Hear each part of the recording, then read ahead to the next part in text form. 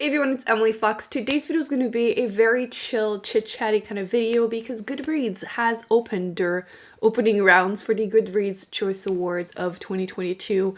I'm very excited. I noticed this morning when I went to enter the book I had just finished, so I thought, let's not look at the list. We're going to do this live during my lunch break. And here we are. So I haven't seen what the contenders, the nominees, are yet for each category. So I'm going to go through them, let you know which ones I have read, and then let you know which ones I will be voting for. I'll put the schedule on the screen, but they will be announcing the actual winners December 8th. And at that point, I will be letting you know which books I have on my TBR now for 2023 because I want to do my Goodreads Choice Awards again. I said I wasn't doing it this year, and I kind of unofficially did it because I went back and I looked and I have read like 12 out of the 20 nominees for like mystery thriller, for example. So I have enough to do my own award show again. For anyone that doesn't know, basically you have like 2-3 weeks between the announcement of the nominees and the announcement of the winners, which I always felt like never gave you enough time to actually read the books so you could have read a couple before you vote. It's just that the vast majority, like 99.9% of people, have not read the 20 nominees in the category before they vote, which, you know, it's fine. But it makes it kind of a popularity contest. It just doesn't give you enough time, which is why a year later I make my own award show, let you know if I'm changing my vote, sometimes I am, and which book basically should have been the winner, which one I would have voted for if I had had more time to read, which I have. So yes, that one for last year is going to go up either the end of the month or very early in December. Now let's go back to what I'm actually doing here. I don't have that much time, so we're going to go through the list. I'm really excited to see if I have read many of these. To be honest, I feel like I've read a good amount of books that were published in 2022. I've been pretty good at keeping up with the ones I'm excited to see. I'm also using my library too. I have 2 library cards to try and get the books as early as possible to review them, let you know which ones are worth it. And then sometimes some of them I buy and I didn't have time to read them, but with the Choice Award show for next year, I will have the motivation to pick them up, hopefully. So the first category is fiction. I don't know if I have read any in that category. There are a few that I know I wanted to read. Okay, I haven't read Cleopatra and Frankenstein, but that's definitely on my TBR. What else do we have? Oh my gosh, I feel called out. Oh my gosh. Okay. To Paradise.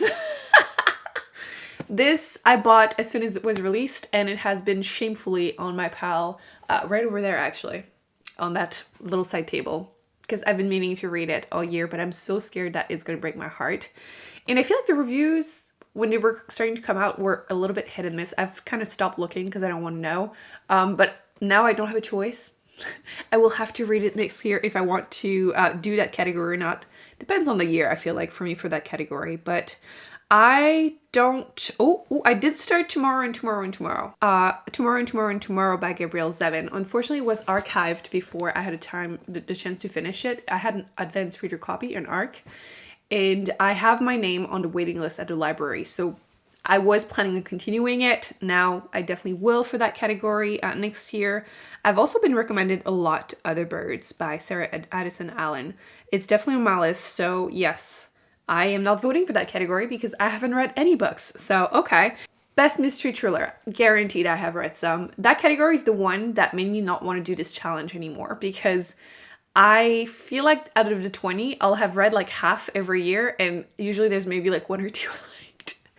And it just makes me feel bad because it feels like I'm just bashing every book. But to be honest, it just feels like a lot of mystery thriller that are like very popular new release tend to be kind of mediocre. The category in general is just so hit and miss depending on your taste. I feel like it's the category that I struggle the most giving you recommendations because just because I liked it doesn't mean you will. And just because I hated it doesn't mean that you will. Like, it's... Anyway, so out of 20, how many did I read? 1, 2, 3, 4, 5. Okay. So I will be voting, but which one? The first one I'm seeing is The Book of Cold Cases by Simone St. James, which I do like her as an author. This wasn't her best one, in my opinion. Her best one would be the Sundown Motel. I would recommend that one over this one. So I don't think it's going to be the winner. It was just okay. Then I'm seeing A Flicker in the Dark, and this is the best example of like a popcorn read for me. There's nothing wrong with it. It's kind of predictable. I had coffee. I don't know what's going on. It's predictable, but it's very easy to read. And even though you see it coming, it's still fun. So like it's a 3.5, you know, just a solid mystery thriller if you just want to read one for the sake of it. So I don't think it's going to be the winner, but it was fun for what it was. Just going to it with low expectations, really. Killers of a Certain Age. That one was a disappointment for me. This is like a 3 stars. I just thought the premise sounded so cool. You have 4 women who have been assassins for the last 40 years. So they're in their 60s, they're retiring, and on the party on the boat on a cruise, they realize that someone is trying to kill them, and that's how the story starts. That sounds so fun, but it was really boring. I was not emotionally attached to any of them, and it tried to be light and funny, but it just failed at it, frankly. So yeah, I was disappointed by that one. And then we have The It Girl by Ruth Ware. I think this is one of her most solid one. I forgot to include this in my like dark academia recommendation. It's a little bit dark academia, not really, but you have this girl that is the it girl in university, and she's murdered, and you're following the story through the eyes of the girl that was rooming with her like years later, and like trying to figure out what happened. So it was fine, and the ending was a lot more solid than our usual endings. It's usually her weakness, so not bad, but there's something better that I will be voting for, and it is Wrong Place, Wrong Time, which was a big surprise for me. I went into it with pretty low expectations because it was part of the the Reese Witherspoon book club, which has been very hit and miss mostly for me. But this one was fun and makes me realize that I tend to like mystery thriller more if they have a sci-fi element, and this one has a time loop. And I feel like time loops in general tend to have weak endings, but this one wasn't bad.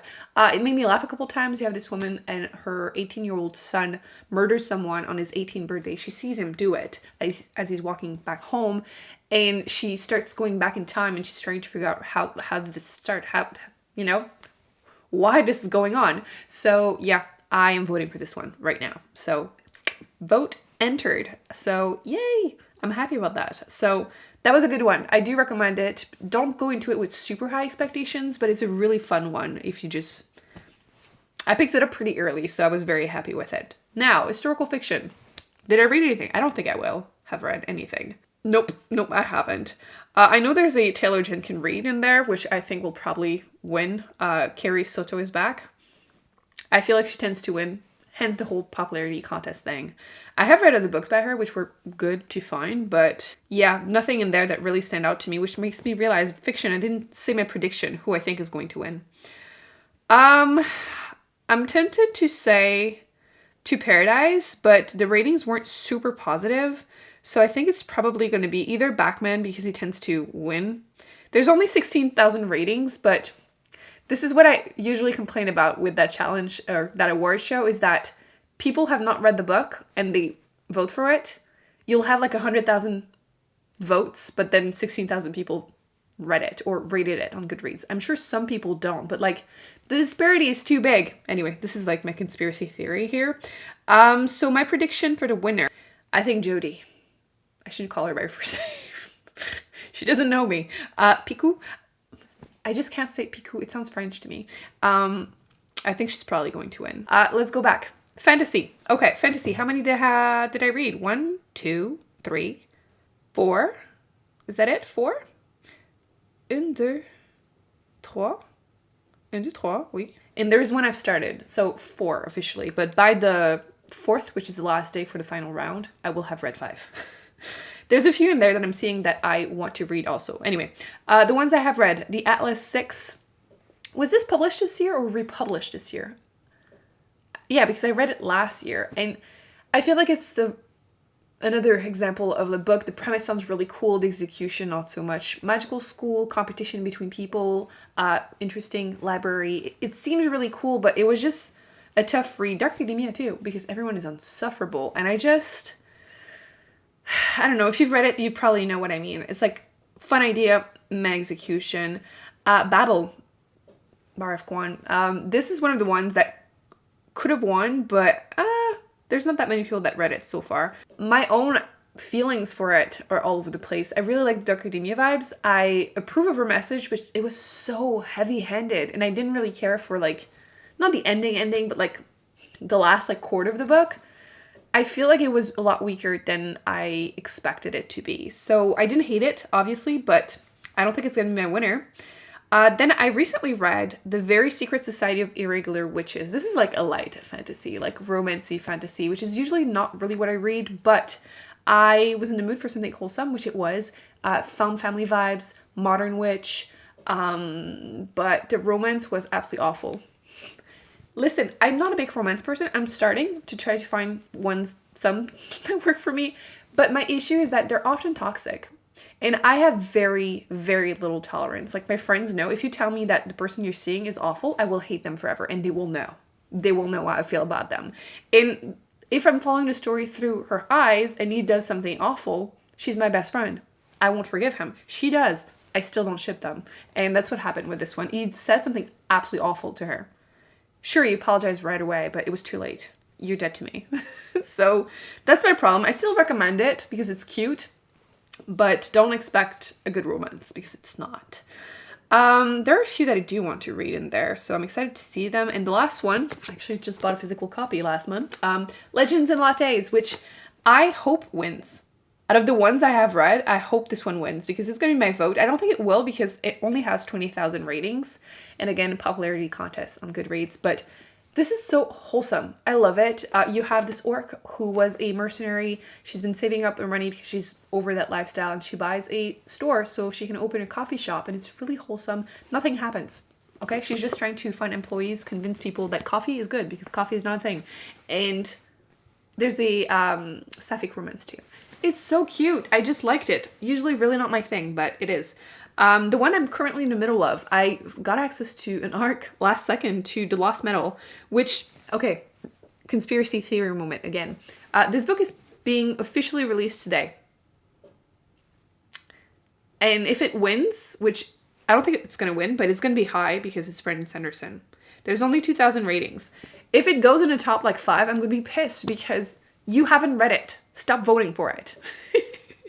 So yeah, I don't think it's going to be my winner next year when I have time to read more because it's not my favorite series by him. The whole cowboy pew pew investigation, not my thing. I still really love the magic system, the world. I do think the characters are likable, but I'm just not super emotionally invested. I'm continuing to read it anyway because I like the world, like I said, but I basically am going through it so I can get to the next series, which is going to be modern time computers, I think. And then it's supposed to have another one with spaceships, which, yes. So yeah, not my thing, cowboy things, Western, but I'm sure a lot of people will vote for it. Another one I might have time to read is Nettle and Bone, which I've been told many times that I need to read. So I have my name on the waiting list of the library. I might have access to it before the 4th. So I'll let you know, but in the opening rounds, I will be voting, to no one's surprise, for Legends and Lattes. Done. Clicked. So I voted. In my opinion, which one is going to win? Probably the Atlas 6. So many people have read it. Actually, Stephen King wins every time he's on any list, even though sometimes it's in the wrong list. Was it Elevation one year that won and like it was in the wrong category? So I'm still bitter about it. So, oh no, sorry, Sarah J Maas is there. Take it all back. Sarah J Maas wins, as always, because again, even if people haven't read the newest release, they will vote for it because they love her. So yeah, it's Sarah J Maas wins. That's my call. Romance. I've only read one, I'm sure. I don't even have to look because I have the book somewhere. Oh, Book Lovers. This is my vote. See, it's literally the first thing on top. Emily Henry. Yes, Book Lovers. It's the only one I have read. I don't even need to look because it's like one of the only romance I've read. But yes, it's the only one I've read. And I'm voting for that one because it's really good. That's how I discovered her. This is the first book I read by her. And I'm usually not a romance person, but this one is good.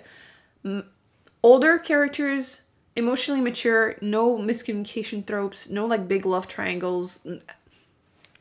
Refreshing. The main character is also a child-free woman who is not an awful person, which seems to be, why do authors always do that? You'll notice it. Once you see it, you can't unsee it. Especially mystery thriller horror books. If there is a child-free woman, she's the killer. Just saying.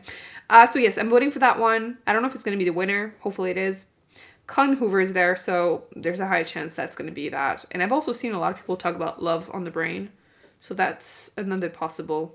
But I don't know enough about romance to really vote. Science fiction, usually one of my strongest, most read categories. I don't think I've read that many this year. Let's look.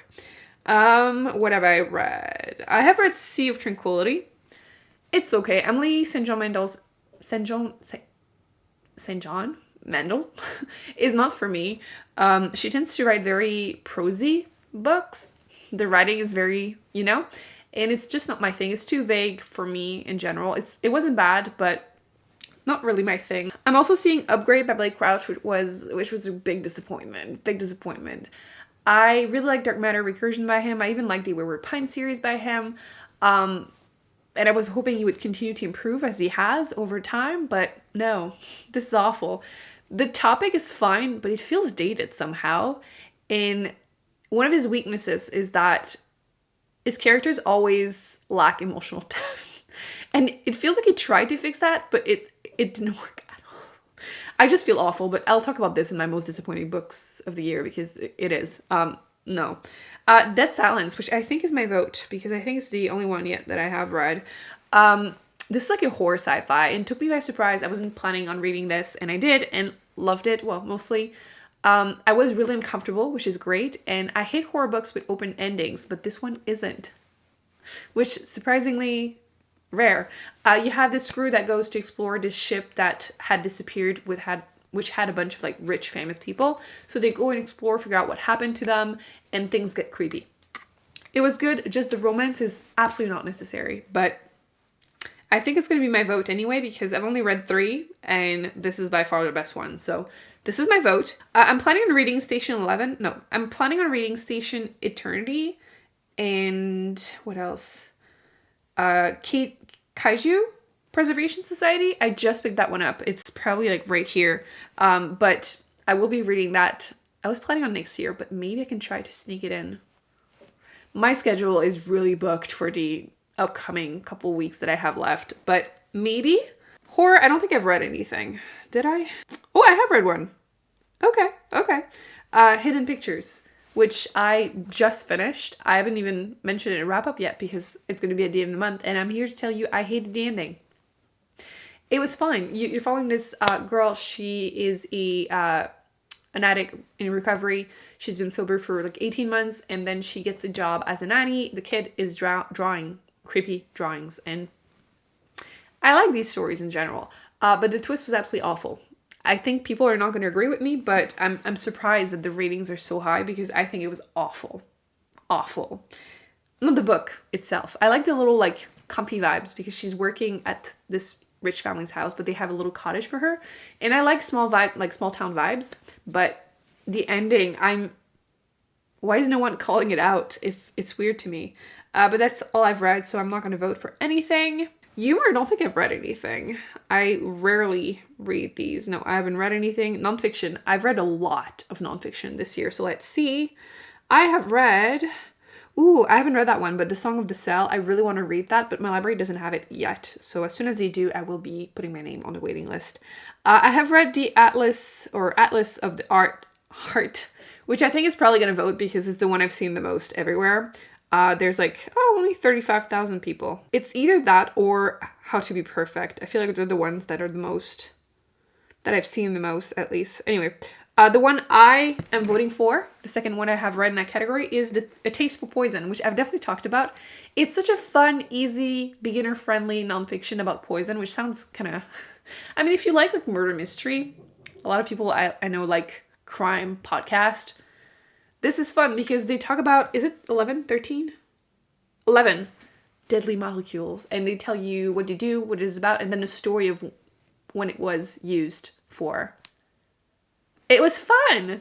Obviously, it sounds kind of... but I'm voting for that one, which hopefully will win. It has less ratings than a lot of the other ones, so probably will not, but highly recommend you pick it up, and I am voting for that one. I don't usually read a lot of memoir and autobiography. Let's look how many I have read. One.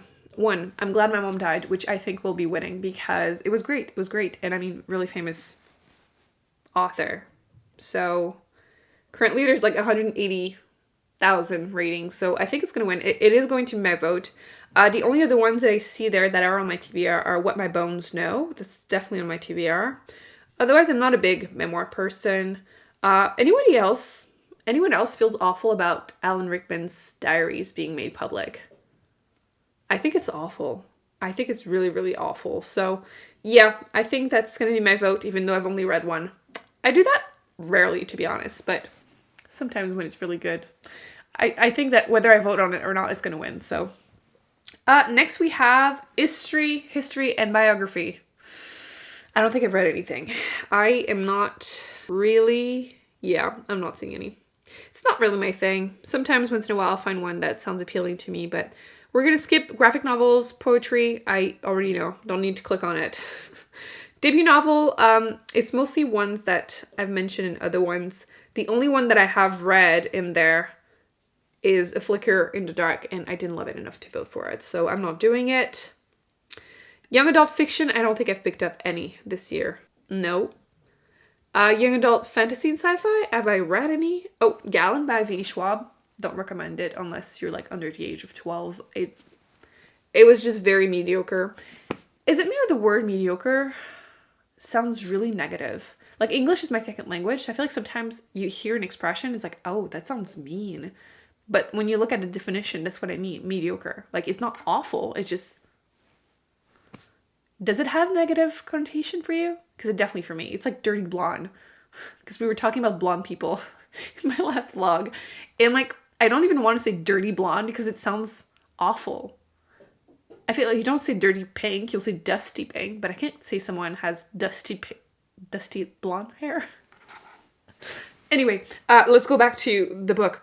Cytonic, I haven't read. I bought it as soon as it was out. To be fair, I did read the 2 novellas between book 2 and 3, which were all like 200, 300 pages. Way too long and boring, so I just never picked up Cytonic. It's still my TBR. I probably will be reading it next year, but I haven't yet. And that's it. That's it. So I voted for 1, 2, 3, 4, 5, 6. So I ended up voting for 6 categories, which I don't think is too bad out of 2, 4, 6, 17. So like a third-ish of them. Not too bad. I didn't read that many, but that's why I give myself a whole year to do it again. I hope you're excited. Like I said, whenever the official winners are announced on December 8th, so like really close to that, I will be doing a video going through all of the ones. We're going to talk about if we're happy with the winners or not, if I was right in my predictions or not. And I'll let you know which ones are now on my TBR for the next year that I'm hoping to read before I do my own award show. And you can convince me to add some or remove them if they were awful. And yeah. I really like doing it. I didn't want to do it this year just because mystery thrillers, I was tired of bashing them, to be honest. And like a lot of the ones that were into fantasy and sci-fi, I hadn't read. Like I think I hadn't read any at all this year or last year for the winners. So I was like, I haven't heard of them, but I ended up reading a couple this year and I have found some favorites. So I want to talk about them. So that's it. I hope you enjoyed this video. Thumbs up, subscribe. I will be putting more videos on the screen that I recommend you check out, including my book haul of the month. And also did a video where I talk about all the classics I have read during my time on Booktube. If you're looking for recommendations, I include a top 5 in there that I think you should pick up. And I will see you in a coming video very soon. Bye.